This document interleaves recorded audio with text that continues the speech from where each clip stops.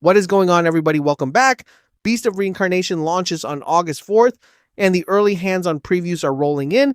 And this is a big one because this is Game Freak, the studio behind Pokemon, making a dark, brutal Sekiro-style action RPG. So the question everyone is asking is simple. Can the team behind the friendliest games in the world actually pull off something this different, or are they in over their heads? I have gone through all the early coverage from the people who actually played it, so let us break down what they loved and the few things they are worried about with no spoilers. Let us jump in. So here is why this is such a big deal. For decades, Game Freak has basically only made Pokemon, but this is their first major game outside of that world, and it is a massive swing in the opposite direction. Instead of catching creatures, you are surviving in a ruined post-apocalyptic Japan, a land consumed by a corruption called the Blight. You play as Emma, a young outcast, and your only companion is a scrappy little wolf like dog named Ku. That bond, one girl and one dog against a dying world, is the heart of the whole game. And everything ahead comes from people who played the opening hours early, so this is the real early word. Quick facts before we dig in. It lands August 4th on PlayStation 5, Xbox, and PC, and here's the big one. It is on Xbox Game Pass on day one, so you can jump in without paying full price. Previews are also reporting a campaign around 30 to 40 hours, which is serious length for a game like this, so keep that in mind as we get into the features. Let us start with what grabbed almost every previewer first, the world. This ruined future Japan is gorgeous, and reviewers kept reaching for the same comparisons. The overgrown beauty of a Studio Ghibli film like Princess Mononoke, crossed with the melancholy mood of Nier Automata. Nature has reclaimed everything, so lush green vistas sit right next to rusted robots and crumbling shrines, all of it slowly rotting under the blight. Everyone who played it said the atmosphere is one of the strongest things here. Now, the director did admit they prioritized gameplay over raw graphics, so it is not a pure visual showcase, but the art direction is absolutely carrying it. Now the combat, and this is where the Sekiro comparisons come flooding in, because this is a parry-driven action game. Previews describe the parry and posture system as almost one-to-one with Sekiro. Every enemy has a health bar and a stun gauge, and the goal is to deflect their attacks, break their guard, and open them up for a finisher. But here is the twist people latched onto. Landing a clean parry fills a meter you spend on special abilities called Bloom Arts. So your defense literally powers your offense. You have got a katana as your main weapon, along with dodges and a few ranged options. And unlike a lot of Souls games, it is not built around a stamina bar, so the whole thing leans more on reading your enemy than babysitting a meter. And for anyone who finds Sekiro terrifying, several previewers said the parry window here feels a bit more forgiving. One writer at Game Rant said the combat was so good that 2 hours felt like 2 minutes, which is exactly what you want to hear this early. We will not know how it holds up over dozens of hours until launch, but the foundation sounds genuinely excellent. And it was not just one outlet. IGN opened their entire hands-on preview by saying it hooked them from minute one, and that there is clearly a lot more going on beneath the surface.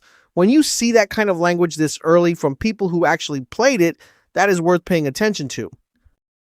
But the feature everybody walked away talking about was not the pairing, it was Ku, your companion. Ku is not just a cute sidekick, he is core to both the combat and the exploration. In a fight, he attacks on his own, but you can also command him directly, and reviewers compared it to the battle system in the Final Fantasy VII Remake, where time slows and you pick his next move. In fact, Game Informer built their entire preview around the idea that parrying helps your dog, and once you see it in motion, that framing really clicks. And it ties right back into the parry system because defending well actually builds up Ku's power, so the better you fight, the more of a monster your dog becomes. The director said they never wanted Ku to feel like an autonomous tool. They wanted a real partner, and from the previews that landed out in the world, he even sniffs out hidden paths and secrets. He is easily the thing that sets this game apart from every other Souls. Like Game Rant put it perfectly in their hands on. They said that through Ku alone, the game leaps away from Souls-like convention and becomes something more refreshing and expressive. That is a big claim in a genre this crowded, and the fact that a companion is earning that praise tells you how special this bond really is. Now the world structure, because this is where it quietly breaks from the From Software formula. It is not open world, but previews are clear. It is a lot less linear than your typical Souls-like. Instead, you get interconnected, handcrafted zones packed with hidden paths, side quests, loot, and environmental storytelling. And Emma has her own trick because her blight powers let her grow vines on command, so she can grapple across gaps, build bridges, and pull herself up to higher ground. Reviewers repeatedly called that traversal a highlight, saying moving through the wilds is a blast on its own.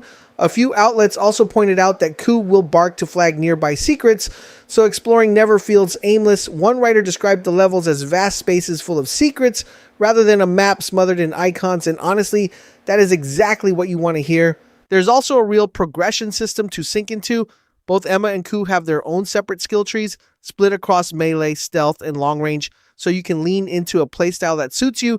And on the gear side, there are spirit stones and stackable katana effects that trigger when you parry, so there's real build crafting here. But this is where the first concern creeps in. A couple of previewers felt the stealth was a bit underbaked and that it got overshadowed by how strong the direct combat is. It is not a deal breaker, but if you were hoping for a pure stealth game, keep an eye on it. And a 2-hour preview can only tell us so much about how deep these systems really go. Now, the question that always comes up with a game like this, just how hard is it? Because when people hear Sekiro and parry, they immediately think brutal controller snapping difficulty. But interestingly, the early word is that this one is more accessible than your average From Software game. The director openly said the team wants people who are not great at action games to still enjoy it. And crucially, there are difficulty options included. He even said he does not want players retrying a single boss dozens of times just to progress. So it still sounds challenging and satisfying, but a lot more welcoming than the games that clearly inspired it. For a lot of people who bounced right off Sekiro, that alone could be the thing that finally gets them in.